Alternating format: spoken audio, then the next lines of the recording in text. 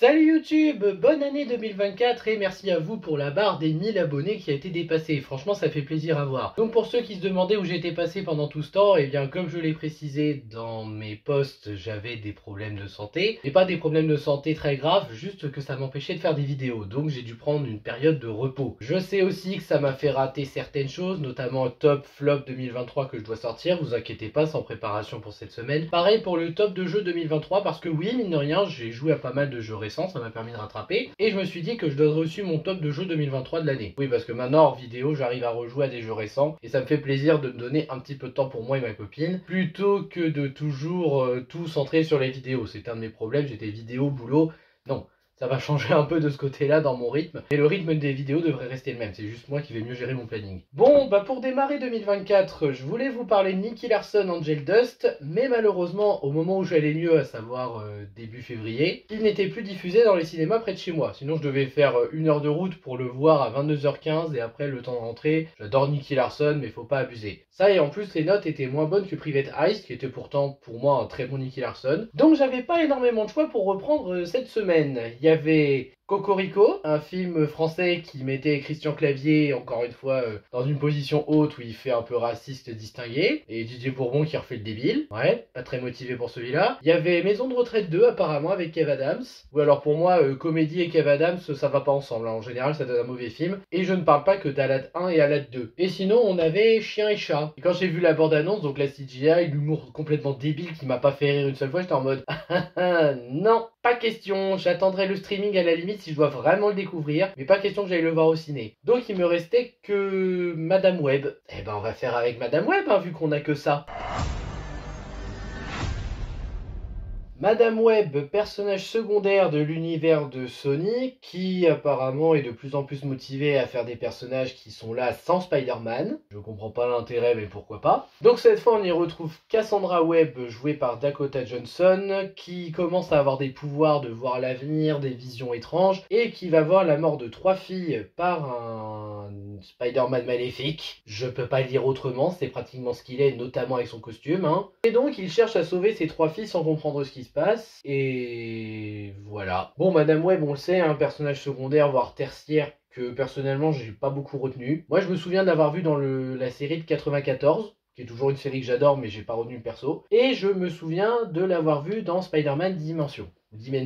Donc la voir être adaptée en film, pourquoi pas, mais quand on sait que le Sonyverse fait de la merde avec les méchants et les persos secondaires de l'univers de Spider-Man, voilà quoi. Là où à côté vous faites des films merveilleux quand il s'agit de Spider-Man. Oui, je parle bien Spider-Verse avec Miles Morales, et j'assume toujours. Donc le film, qu'est-ce que ça vaut? Eh ben c'est de la merde. Bon, il y a quelques points positifs.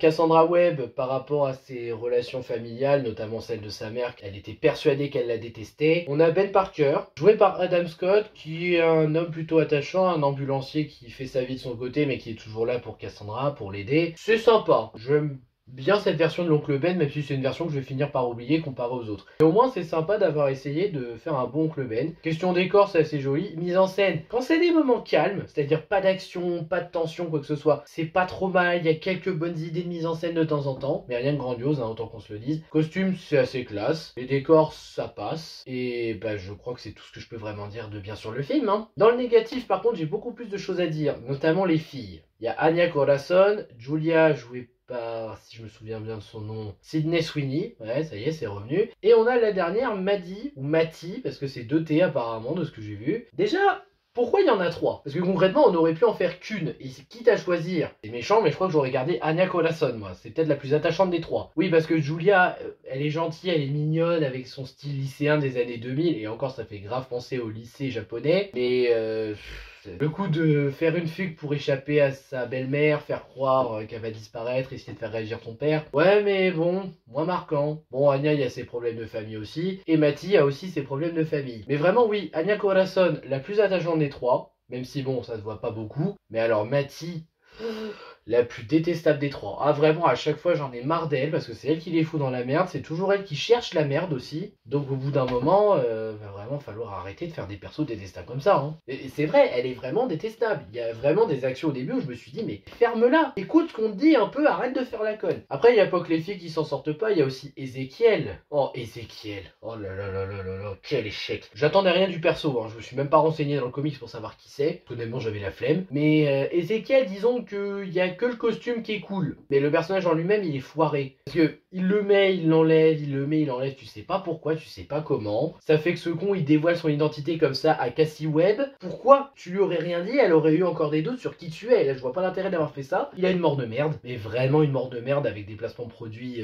Je m'en plains pas souvent dans les films des placements de produits, mais là quand même pour le film qui se passe en 2006 je crois, c'est pas terrible. Hein. Franchement là la mort a été à chier. Et surtout encore une fois, sa motivation. Depuis qu'il a volé une araignée avec des effets thérapeutiques de son venin, d'ailleurs on sait pas ce que c'est comme araignée, on ne le saura jamais, il l'a volé, il en fait rien, mais vraiment il en fait rien. Il a des visions après avoir été maudit, chaque fois qu'il rêve, il voit les trois filles en costume qui vont le tuer dans l'avenir, mais tu sais pas comment, tu sais pas pourquoi, il est maudit, c'est la seule explication qu'on te donne. C'est pas suffisant comme explication mais passons. Et donc il se met en quête de retrouver les filles pour les tuer avant qu'ils ne le tuent. Les filles qui sont lycéennes, donc qui ont pas de pouvoir, qui vivent juste leur vie avec leurs problèmes familiaux et tout, et il a jamais réussi à les retrouver avant qu'elles soient toutes les trois réunies dans le même métro avec Cassandra. Ouais, c'est un méchant qui pue quand même la merde. Hein. Puis surtout, je comprends pas parce qu'un moment il est là, un moment il est pas là. En costume, pas en costume, c'est pas clair. Ezekiel, c'est pas un bon antagoniste ici, mais vraiment pas. Le scénario, bah c'est pas ouf, hein, entre l'écriture d'Ezekiel, les filles et même certains points scénaristiques qui sont pas trop expliqués. Genre,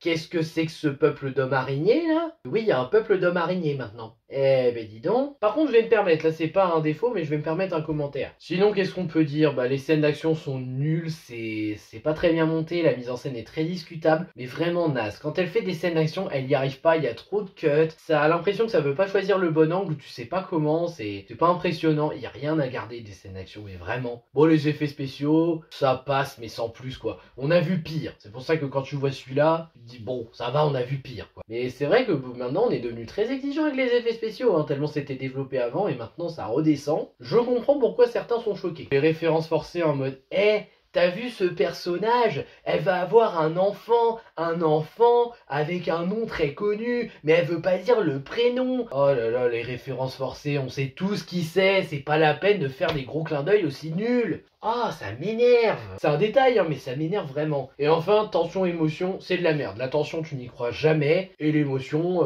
il y a vraiment quelqu'un qui a été émotionnellement touché par ce qu'il a vu là. Bref, Madame Web au cinéma, ça vaut clairement pas le coup. Attendez la version streaming, parce que là, au moins, vous sentirez moins l'arnaque. Mais ça vaut clairement pas le prix de la place. Hein. C'est même pas un film où tu te dis, waouh, en termes de spectaculaire, c'est cool. Je me détends en débranchant mon cerveau. Non, vraiment, ce film, c'est raté. Et c'est triste parce que quand je vois que c'est le premier film que je critique en vidéo de 2024, ça m'inquiète un peu pour le ciné. Bon, même si après on va voir aussi des bonnes choses, mais ça on verra en temps voulu. Là en attendant, ça commence pas très bien avec Madame Web. Sur ce, merci à vous d'avoir regardé, n'hésitez pas à liker, à partager, à vous abonner, et je vous dis à bientôt pour de prochaines vidéos. Ciao!